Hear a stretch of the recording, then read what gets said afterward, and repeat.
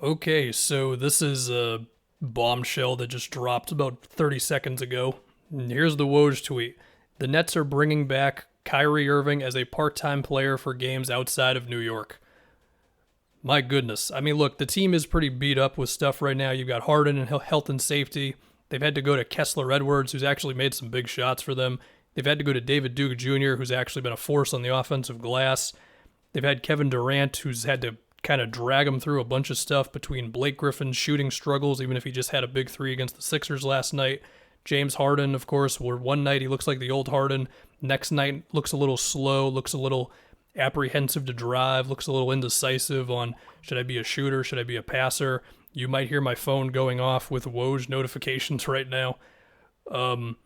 My goodness, this is it's obviously a far cry from what they were thinking about 20-something games ago, but given, the way the NBA has been recently with just every 5 minutes it's a new player in health and safety, and teams are starting to get their hardship exceptions and all that, teams just need bodies, and if one of those bodies can be Kyrie Irving, then that's pretty hype. Now, in terms of the interviews and the media questions that Kyrie and this team is going to get, we're going to have to see how they manage all that. I mean, I imagine it's certainly going to be a bit of a media cycle. And it's also just going to be wild to see just the team chemistry aspect of it all. I mean, when you're on the road, it's going to be the Durant-Kyrie show, but when you're at home, it's going to be the Kevin Durant and more Patty Mills shots. And when they trap, it's going to be Blake Griffin having to make a play out of off of the double team, or Nick Claxton. And again, you're going to get your Kessler Edwards shot attempts and all that.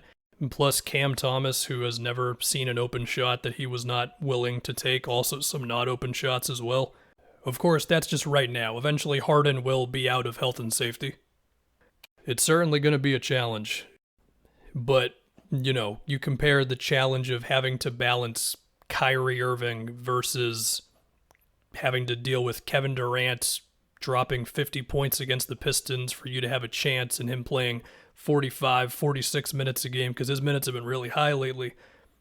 You'll obviously take we'll try to figure it out with Kyrie on the road, and we're also going to have to see how in shape Kyrie is. I mean, is he ready to go right now, playing 30-something minutes a game in a tough road game or whatever, or is it going to have to be a little more of a ramping up his minutes or whatever? I mean, how desperate do the Nets want to get here?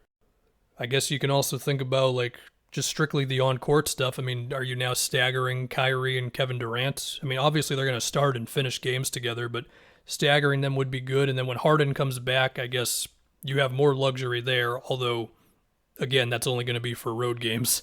This is kind of an unprecedented thing, although you can still stagger KD and Harden when it's home games. This is so weird. I mean, what if we get to the postseason and then suddenly it's like, okay, Kyrie, go hang out in Chicago because we're going to see you for games 3 and 4, like in round 2 or something. You know what I mean? I think another thing to think about with the Nets real quick is, there was that recent thing that Joe Harris could be on the trade market.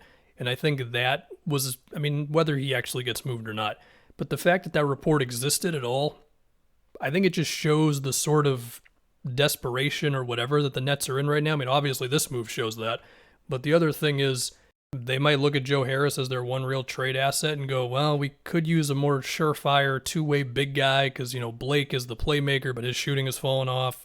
Claxton, we don't know if he can do anything on offense besides be a lob threat, even if there is still value in that. Aldridge, we don't know if he can hold up defensively. Even so, they might just be like, yeah, we're good with all those dudes.